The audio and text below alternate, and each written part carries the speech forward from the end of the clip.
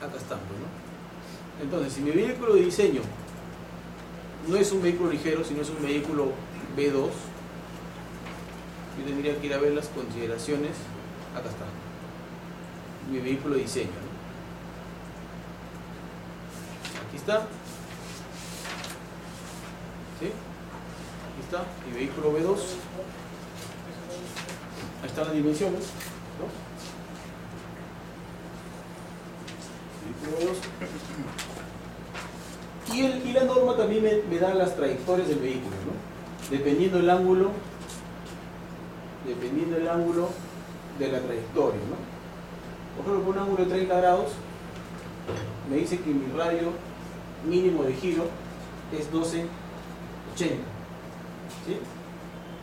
Y el radio interior del vehículo mínimo, bueno, arriba de este valor, y el radio exterior también me da. Y el radio mínimo de giro 1280, ¿sí? Fíjense que el radio mínimo de giro es al eje del vehículo. Es diferente el radio exterior y el radio interior. Yo cuando diseñe tomo este radio como mínimo. Entonces ya mi radio mínimo, en caso no me cumple los 30, yo le podría poner como mínimo 280, porque es el radio que va a pasar. Dependiendo de la curva, ojo, dependiendo de la curva, ¿no? Creo que es igual para todos, a ver. Sí, es igual para todos. 280 sería el radio mínimo. Dependiendo, ya no depende mucho de la trayectoria. La más crítica es esta. Es esta. Esta de acá. Es la más crítica. Y sigue siendo 280. ¿No? Esta es la trayectoria del vehículo la más crítica, ¿no? Que muchas veces tiene que retroceder, hacer giro, ¿no? ¿Sí? Entonces le ha pasado cuando van a la sierra, con una carretera no tiene espacio, tienen muchas veces que retroceder el vehículo. Porque el radio mínimo no cumple. Hay que hacer una maniobra ya fuera de lo correcto, que gire de esta manera. Estas líneas que ustedes ven aquí son las líneas de los ejes posterior y delantero. ¿Sí? Por ejemplo, esto es una curva de volteo, ¿no?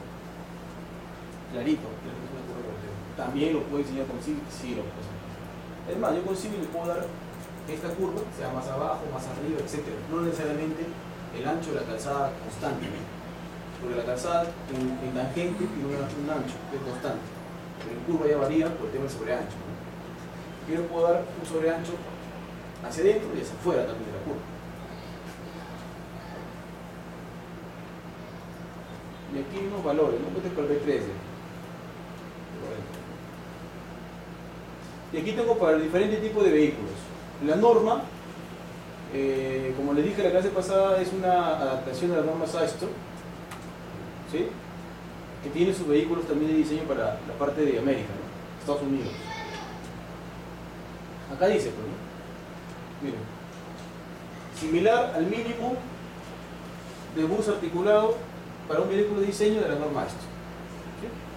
Lo que pasa es que en Estados Unidos hay un vehículo de diseño que es muy parecido al que nosotros utilizamos y lo han adaptado, ¿no?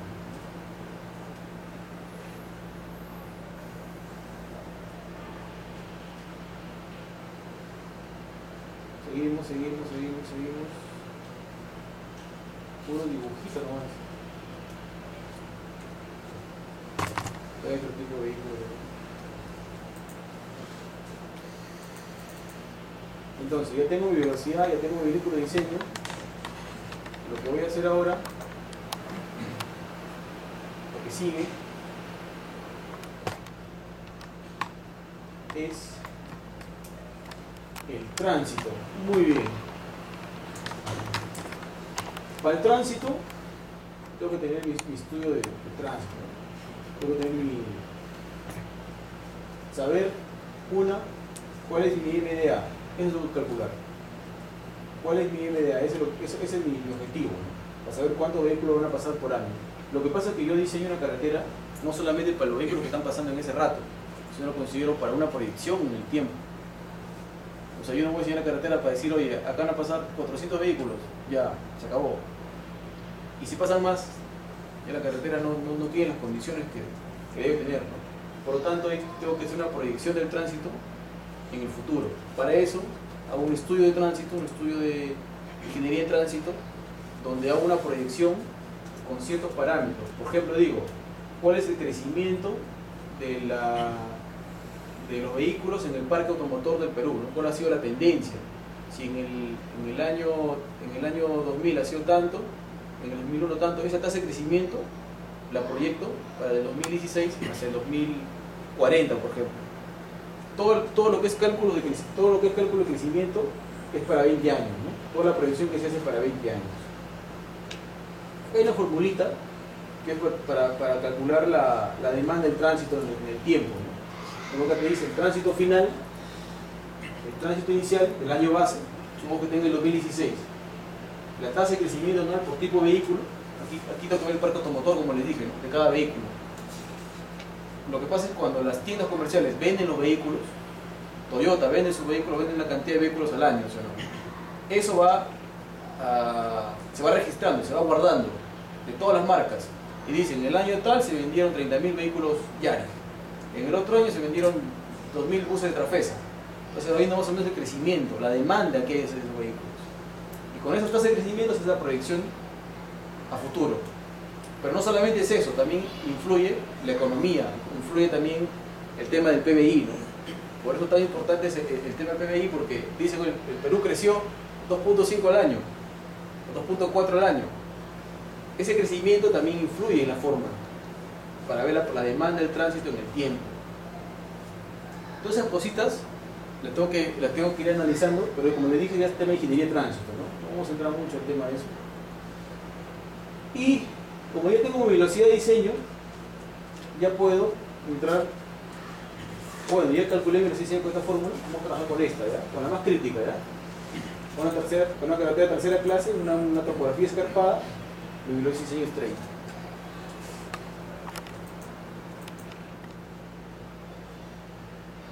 Aquí hay conceptos de velocidad en marcha, velocidad de operación, etcétera, ¿no? Pero no lo vamos a tocar. La velocidad de operación es la velocidad con la que operan los conductores en la carretera, ¿no? ¿Sí? Que no necesariamente la velocidad de diseño. Yo diseño para 30, pero puede ser uno que por ahí transite a 20, otro que transite a 50, ¿no? Es la velocidad de operación. Tampoco vamos a ver esto.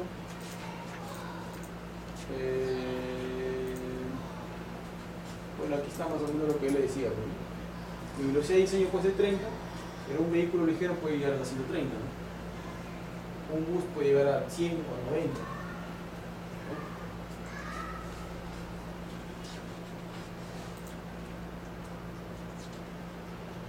Con la velocidad de diseño ya puedo entrar a calcular parámetros geométricos de la carretera.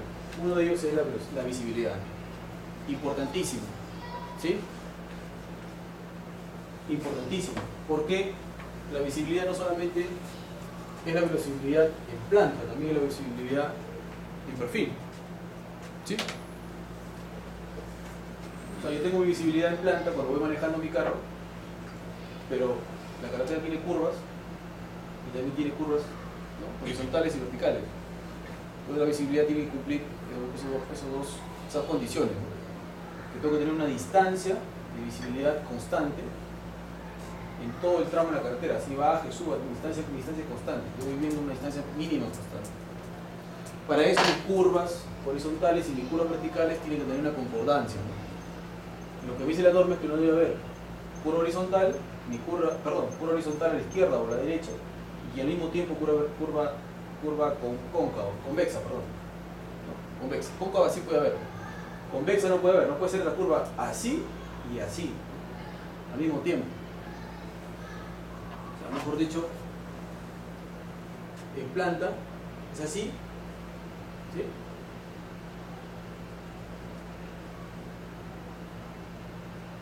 Esta es mi curva, y en perfil, así. ¿Sí? ¿Por qué? Porque si el vehículo viene por acá, este es mi vehículo, y este es mi vehículo, ¿no?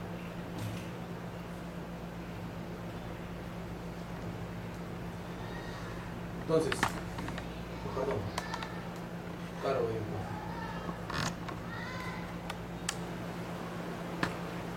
hay un vehículo. Entonces, el vehículo que viene no puede estar en planta en esta curva y en perfil en esta curva. Mejor dicho, el PT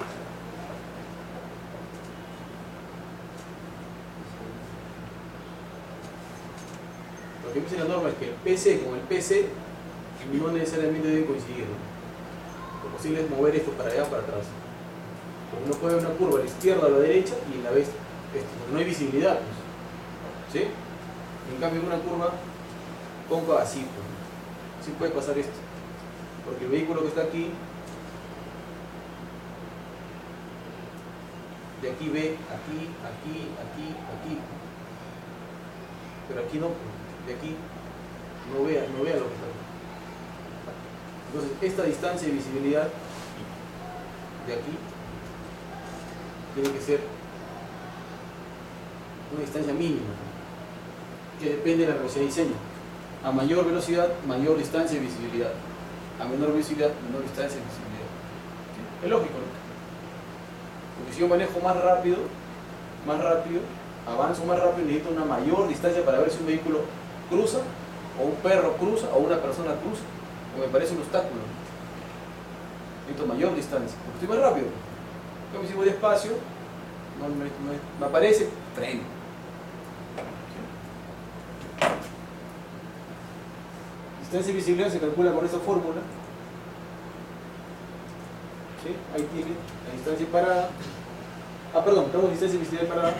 La distancia de visibilidad parada quiere decir que es la distancia que yo necesito para el momento que aparece un obstáculo, freno. ¿Ya? La distancia de velocidad de diseño está incluida en la fórmula. Como yo les dije, medido la velocidad para entrar a calcular los parámetros de la carretera. El tiempo de percepción-reacción también me dice cuánto es. Eso ya está calculado. O sea, hay unos cuadros donde se sacan los datos. Mayormente el tiempo de reacción-percepción de un conductor en una carretera es 2 segundos. ¿No? Perdón, 0.2 segundos. Es rapidísimo. El coeficiente de fricción también influye, porque si tengo una carretera que es pavimentada, una carretera que es una trocha, al momento que yo freno, el carro no frena igual. Pues, ¿no? En una carretera hay mayor fricción. En una trocha no, en una trocha se puede ir, ¿no? O sea, puede haber ese efecto de deslizarse, ¿no? ¿Sí? Entonces también influye el coeficiente de fricción del pavimento, ¿no? En este caso, el pavimento húmedo, que es la condición más crítica, ¿no? El pavimento húmedo es donde resbala más, donde desliza más, patina más. La pendiente longitudinal también es importante en la distancia, que es la pendiente, la que hemos visto aquí, ¿no? De la carretera, la rasante, la subida respecto a circulación y la bajada respecto a circulación. Esto de aquí ya no se calcula porque está en unos ábacos. Es más, la norma ya anda el cuadro de frente me dice, ¿no? La velocidad de diseño es tanto, ¿cuál es tu pendiente? O sea, ¿cuál es tu pendiente aquí?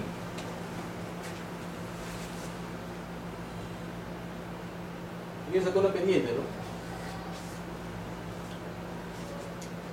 Acá tu pendiente es igual a 5%, y acá es 6%. 5% y 6%. Entonces, entras aquí. Velocidad de diseño 30 y el pendiente 6%. ¿Sí? Por lo tanto, mi visibilidad es 35 metros. Es la mínima que necesito. ¿No? Bueno, 6%, 5%. ¿Sí? Entonces, ya está calculada. Ojo, ¿qué distancia mínima hay, no? Puede ser mucho más que lo correcto. Y aquí está otro cuadrito también que me da lo mismo. Por ejemplo, acá me dice pendiente, velocidad. ¿Sí? Y acá está la distancia parada. Por ejemplo, si tengo una pendiente de 5 por acá y mi velocidad es 30, mi distancia de parada es 30 y tantos, 25. ¿Sí? Calculo, ya tengo la velocidad y acá tengo las pendientes. Pendiente, velocidad, pero aquí está calculado también acá abajo. Para velocidad de 30, la distancia es 30 y tantos, 33, 32. ¿Sí? Entonces todo está calculado en la norma. Y también existe la otra distancia visibilidad, que es la distancia visibilidad de adelantamiento, ¿no? Que esta sí es más... Esta es una de las más importantes, ¿no? Junto con la de parada. Porque esta distancia es la distancia que yo necesito, ¿sí? Esta distancia de adelantamiento, es lo que yo necesito para el momento que estoy en la carretera. Hay un vehículo adelante y yo quiero adelantar a este vehículo. Necesito esta distancia. ¿Cómo se calcula? Distancia 1, distancia 2, distancia 3, distancia 4. Suma toda la distancia. La distancia en el momento en que yo voy a adelantar, ¿sí? Inicio la maniobra de adelantamiento. En el momento que inicio la maniobra de adelantamiento y estoy más o menos al nivel del vehículo que voy a pasar, aparece otro vehículo. Al momento que aparece otro vehículo, existe otra distancia, ¿sí? Al momento que paso el vehículo, que estoy adelantando, aparece otra distancia. En el momento que el vehículo cruza, aparece otra distancia. Todas esas distancias se suman y esa es la distancia de adelantamiento que yo necesito para poder pasar a un vehículo en el momento que otro vehículo aparece. Esa es la distancia de adelantamiento o de sobrepaso, también se llama, ¿no? Ahí está, pues, ¿no? DA es igual a D1 más D2 más D3 más D4. Su fórmula, ahí está, ¿sí? Y es un ejemplo, ¿no? Es un ejemplo que la norma ha puesto para el cálculo. No le vamos a dar bola porque no le vamos a dar mucha bola porque el siglo calcula ya. No vamos a entrar mucho en ese tema. Y aquí está, aquí la norma te da unos valores, ¿no? Una velocidad de 30, ¿sí? Te dice que la distancia de adelantamiento es 200 metros, ¿no? Pero aquí hay un tema. Este de aquí para una carretera de 2 carriles en el mismo sentido. Y aquí te da otra tablita, de la que está aquí. Esta es para calcular la distancia de paso o distancia de adelantamiento para una carretera en sentido contrario. Aquí es menos. Por ejemplo, una velocidad de 30 está aquí, ¿sí? Me da que la distancia de adelantamiento es 110 metros, ¿no? 110 metros. Y esta es la que utilizo. Yo utilizo esta. Esta tablita de trabajo. Que ahí sí se repite la norma del 2011, ¿no? Sí lo repito. Después existe otra distancia que es la distancia de velocidad de cruce, que es cuando tienes dos carreteras, una principal y una secundaria. Esta de aquí no la vamos a tomar en cuenta, ¿no? Esta no entra dentro de este diseño. También tiene su fórmula, está. El control de acceso para autopistas, tampoco lo vamos a tomar en cuenta esto. Entramos. Y nos vamos a ir de frente a... Tampoco esto.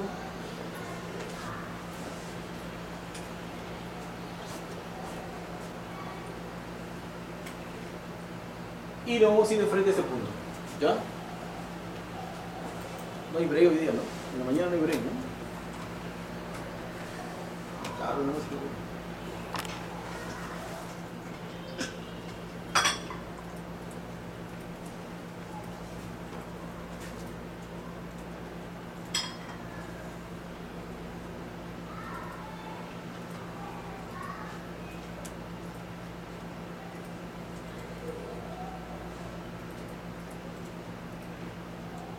Ya.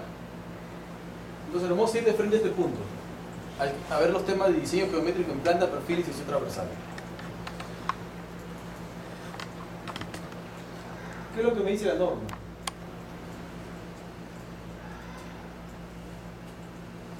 Las consideraciones de diseño. Vamos a entrar de frente aquí. Por ejemplo, me da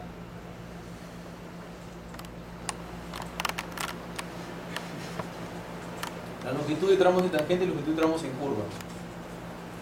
¿Qué es eso? Es esto que está acá.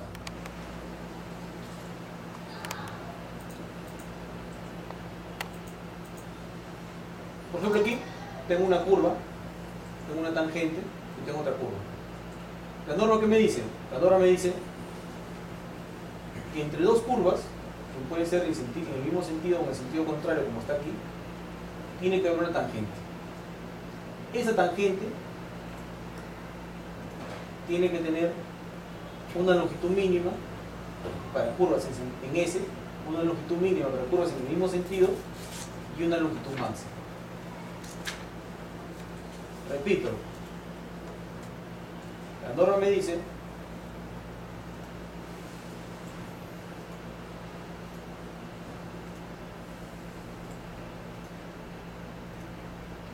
que en una carretera, como yo tengo curvas, tiene que haber una longitud mínima también.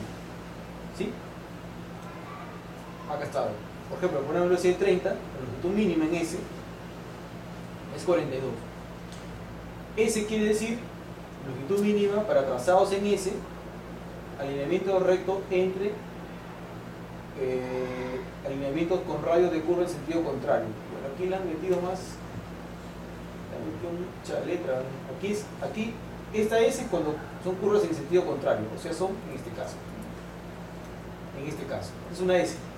Tengo una curva a la izquierda y tengo una curva a la derecha, sentido contrario. Y en el medio una tangente. Esa longitud mínima de tangente debe ser 42 metros. Y la longitud máxima 500 metros. ¿Por qué la norma me pone longitud máxima?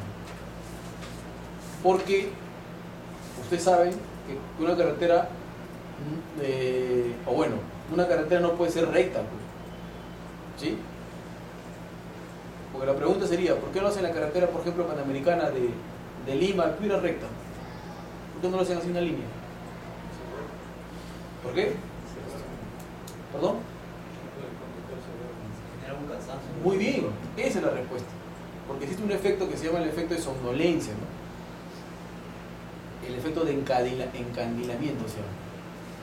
Que quiere decir que si la carretera fuese recta, que corrieran los carros que da miedo, o sea, ahí no hay velocidad de diseño, ¿sí? Porque al ser recta y con buena visibilidad, tu visibilidad es 500 metros, corres 130, 200, la velocidad que se pueda. Esa es una. Lo otro es que existe el efecto de somnolencia, ¿no? Un conductor al momento que está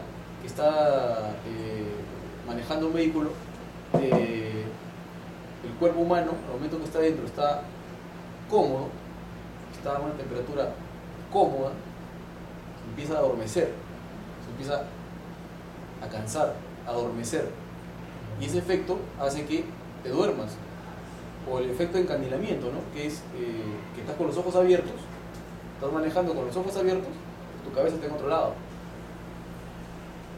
y una que te sale de la pista y otra que puedes colisionar con otro vehículo que va en sentido contrario. Entonces, por eso que las carreteras no se hacen rectas. Y otro de los temas es el tema económico, ¿no? Para yo hacer una carretera recta, necesitaría volarme cuántos cerros, meterme a cuántos pueblos, etc. Entonces, no podría tampoco ser así, a menos que me sobre la plata, ¿no? Entonces, ahí está la longitud máxima de tangente, ¿no? Después la norma me dice también que esas longitudes mínimas y máximas se calculan con esta fórmula, ¿no? Como mi velocidad de diseño es 30, yo multiplico 1,39 por 30 y esa es mi longitud mínima de tangente.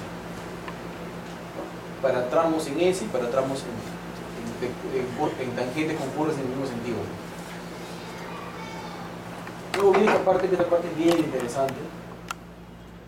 Esta es la parte más bonita de todo el curso. Viene el tema de las curvas, ¿no?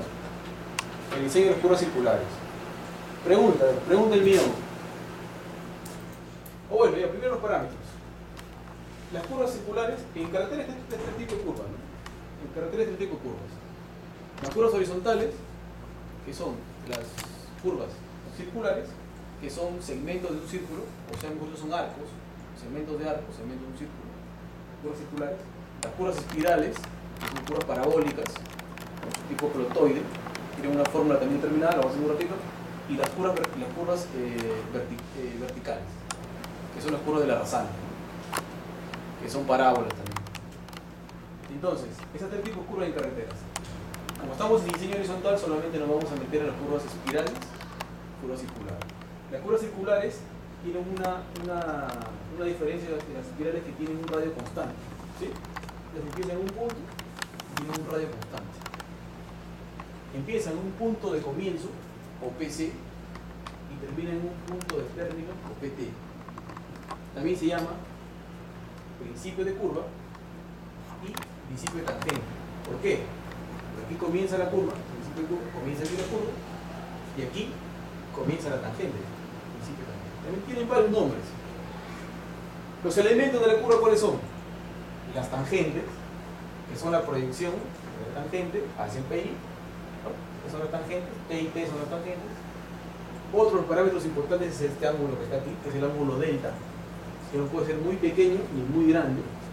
Bueno, muy pequeño dice la norma, ¿no? Depende de la radio de la curva, que puede ser muy pequeño. Tengo otro parámetro que es la externa, que es la que está aquí.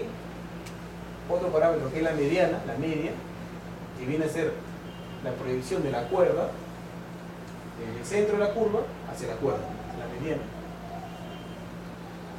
Y bueno, el PI, que es el punto de intersección de tangentes, ¿no? Aquí están todos los parámetros. ¿De cuál me estoy olvidando? De la cuerda, están todas, ¿no?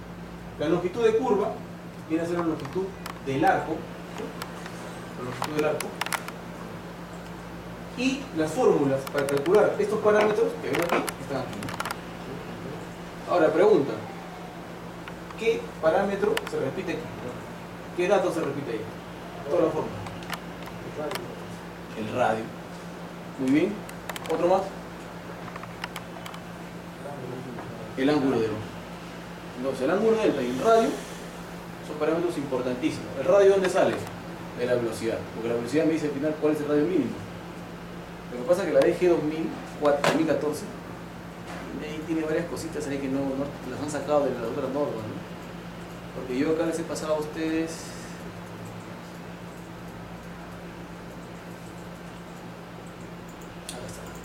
yo les he pasado a ustedes estos cuadritos yo les he pasado la 2014 y la 2011 también, ya, porque en la 2011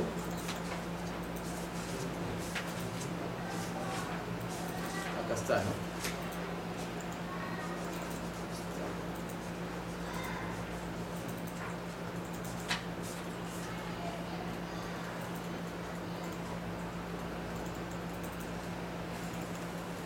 No hay aquí. A ver.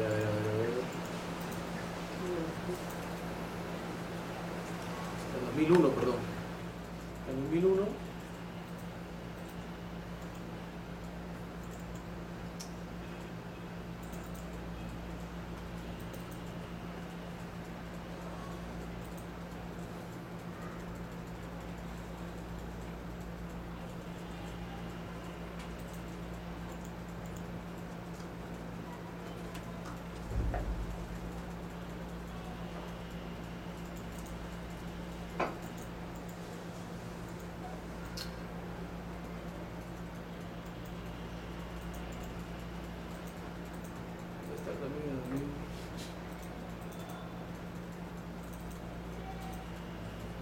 Bueno, lo voy a sacar retratable, ¿eh? Porque ahorita no lo encuentro acá, pero lo voy a sacar retratable.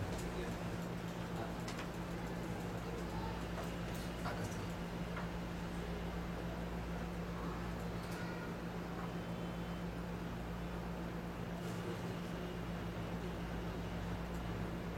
Ya, de aquí lo voy a sacar. Ya, de aquí lo voy a sacar. Ahí está. Entonces la norma me dice que buena velocidad es 30, mi radio mínimo es 30. Para la zona rural tipo 1, 2 y 3, y para el área rural con peligro de hielo. También me dice que es 30, velocidad, el radio mínimo es 30. Entonces el radio mínimo sale de la velocidad, ¿no? Este cuadrito no es el cuadrito que estoy buscando, es otro. Pero acá también me dice, velocidad de diseño, mi radio mínimo, según la zona de mi carretera, dónde está ubicado. ¿Sí? La ubicación de la vía, dónde lo voy a hacer. Esta es una zona urbana de alta velocidad, que seguramente es una autopista, una zona rural con peligro de hielo, una zona rural tipo 1, 2 y 3, o una zona rural tipo 3 y 4. Este tipo 3 y 4 quiere decir topografía ondulada, plana, accidentada y escarpada. Acá estoy entre la escarpada y la accidentada, 3 o 4. Por lo tanto, mi radio mínimo es 25, supuestamente, ¿no? Mi peralte máximo es 12, mi velocidad de diseño es 30. Pero, hemos visto que hay un radio mínimo mucho más, ¿no? Mucho más pequeño, que es el radio mínimo de giro del vehículo. Que si no me cumpliera este 25, yo le podría poner 12.80. Podría ser. Eso se justifica, ojo, en el expediente técnico. Tú generas tu trazo, ese es tu radio, y por ahí tienes un radio que no te cumple, tienes que hacerte una justificación técnica de ese radio, ¿no? ¿Por qué no se puso? Y decir en la norma en qué sección, en qué número de apéndice dice, ¿no? Por ejemplo, en esa tabla, ¿no? Si yo quisiera, en la tabla 402.2 de la norma DG indica que el radio mínimo podría ser tanto, ¿no? Justificas técnicamente 1, 2, 3 hojitas ahí. Pegas si posible la norma y todo, ¿no? Y con esta justificación, al momento que el MAN se va a revisar, te aprueban el diseño de esa curva, ¿no? Así nomás no es que lo pongo 12.80, ¿no? Justificado. Bueno, ¿dónde estamos? Estamos en la DG 2014, aquí. Entonces aquí se repite el radio y se repite el ángulo delta, ¿no? Es importantísimo. Sin el radio, olvídate, no se puede calcular nada. Civil te calcula esos parámetros ya automáticamente. Solamente es cuestión de hacer el trazo, el radio y te calcula el resto. Dijiste el radio mínimo, que hay una fórmula de radio mínimo. Esta fórmula sirve para dos cosas: para calcular el peralte máximo y calcular el radio mínimo. ¿Cuál es mi radio mínimo? 30 metros o 25. Yo puedo calcular el peralte máximo. El coeficiente de fricción, que es el F max, depende del tipo de pavimento que voy a tener, el tipo de superficie de herradura, ¿no? Pavimento asfáltico, pavimento concreto, afirmado. Puedo tener, otro tipo de pavimento. Puedo tener un slarry, puedo tener un sello, puedo tener adoquines, un pavimento mixto, ¿sí? Hay pavimentos de adoquines para vehículos, ¿sí o no? Hay, más que todo en las zonas urbanas, ¿no? Entonces, hay diferentes tipos de pavimentos, superficies rodaduras. Por lo tanto, tiene un coeficiente de fricción determinado, ¿no? Hay un cuadrito ya que te dice qué tipo de superficie, qué tipo de fricción. El coeficiente de fricción también se calcula. Hay un equipo, que es el péndulo inglés, que te calcula la fricción del pavimento, ¿no? Está por ejemplo, en concesiones, para los niveles de servicio te dicen que tienes que cumplir un coeficiente de fricción de tanto, ¿no? Entonces ahí tienes que medir para realmente ver si cumples o no cumples. Se calcula también. Bueno, ese es otro tema. Entonces aquí, por ejemplo, calculo mi radio mínimo, si quisiera, ¿no? Con esos datos. Ese cuadrito que vimos anteriormente en la tabla 2001 también está aquí, ¿ve? Es el mismo: área urbana, área con peligro de hielo, área rural y área accidentada. Fíjense que no han cambiado los valores. Para una velocidad de 30, mi radio mínimo 25, mi peralte máximo es 12, mi coeficiente de fricción 0.17, y ese es un valor de J, si no me equivoco. Ah, no, ese radio calculado. Ya lo han sacado. Ese radio calculado. Estoy confundido con otra tabla. Ese radio calculado. Claro, según la fórmula que hemos visto arriba del radio mínimo, yo calculo y me sale 24.4, pero siempre los radios se redondean a múltiplo de 5 o múltiplo de 10. Siempre. ¿Sí? No puede haber un radio, o evitar en lo posible un radio que sea 57.86, o 117.14 un radio, ¿no? Evitar en lo posible. No necesariamente, no es que no vaya, pero como fíjense que la norma siempre es múltiplo de 5 o múltiplo de 10, ¿no? Nunca evitar, ¿no? Muchas veces no se puede por temas de espacio. Tengo dos casas, mi carretera pasa en medio de dos casas. Para sacar a la señora Juana y sacar a la señora Sofía, me demoraré un año en sacarla de sus casas, en reubicarlas, en comprar otra casa o darle la plata a los que estén en otro sitio. Entonces es preferible, respeto el trazo de la carretera por donde pasa, tengo que poner un radio que no cumple necesariamente los múltiplos de 10 o múltiplos de 5. ¿Sí? O como le dije el otro día, ¿no? Tengo un abismo. y en el otro lado tengo una pendiente, una roca así parada, y un abismo al otro lado. Entonces, uno de dos, ¿relleno el abismo o me vuelo la roca? No tengo plata, entonces ¿qué hago? Me meto por donde hay un espacio y mi radio no necesariamente cumple, pues, ¿no? Los 20, ya tendría que poner un radio diferente. Lo que pasa es que esto de aquí es un tema de comodidad, ¿no? Porque el topógrafo ¿qué hacía? El topógrafo agarraba el radio y te calculaba los parámetros para poder trazar la carretera, ¿no? Entonces, para él más fácil es calcular un radio de 20, un radio de 10, con un radio de 13.86. Su calculadora mete el radio y sale los parámetros y puede trazar la carretera. Pero ahora con la estación total, con el GPS diferencial, ya no necesito calcular nada de eso, pues meto las coordenadas de las secciones transversales, las estacas, cada 20, cada 5, cada 10 meto las coordenadas en la estación total y te replanteo al toque la carretera. Al toque, rapidísimo. Voy con mi cuadrilla atrás de estaqueros, mi trazador con yeso y quizás mi nivelador tiene que ir de nivel y adelante hago una cuadrilla con el GPS diferencial o con la estación total, rapidito, ¿sí? Bueno, el peralte también se calcula, ¿no? La forma del peralte es igual a velocidad al cuadrado entre 127R, ¿no? Esa es la forma del peralte. Yo lo calculo con esta gráfica, ¿no? ¿Sí?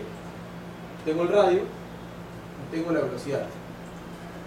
Por ejemplo aquí, ¿no? Pero también el CIVIM lo calculo automáticamente, aquí no hay mucho que hacer.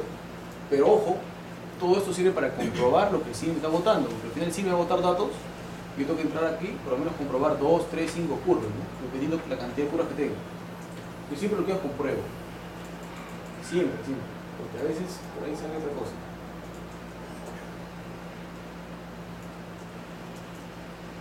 Entonces, por ejemplo, si tengo un radio de 150 y tengo una velocidad de 30, mi peralte es 3.2, ¿no?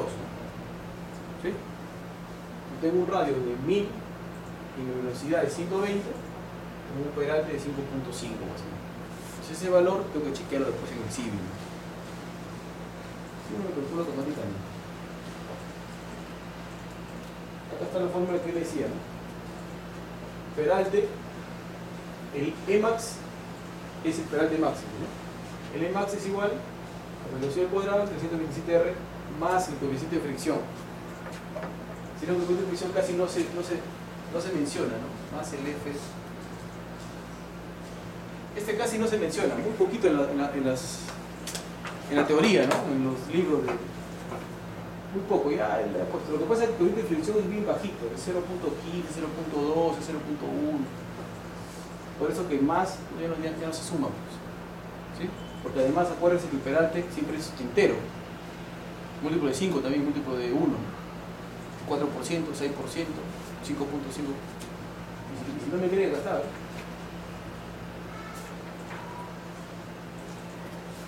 peralte máximo, miren, es siempre entero, siempre se redondea el entero, 4, 6, 8, 12. O sea, nunca es 5.23 el peralte, sino siempre va al entero. Por eso que el coeficiente de fricción ya no se suma.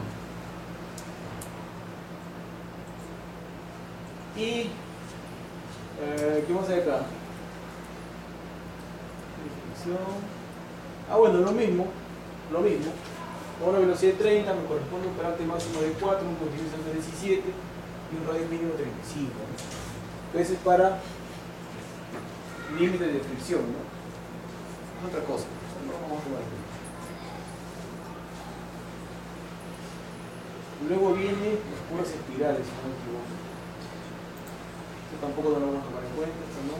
Sí, tampoco. Ajá, viene puras espirales, pura transición.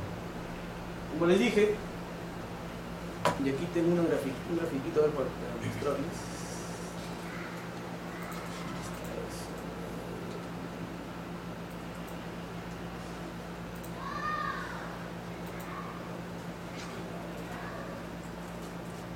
Aquí debe estar.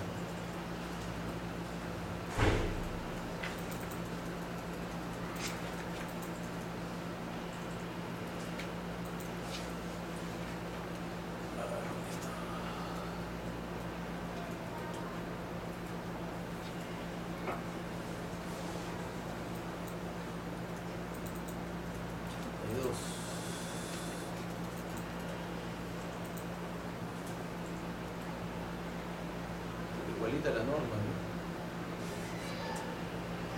A lo mismo gráfico de la norma TG 2000.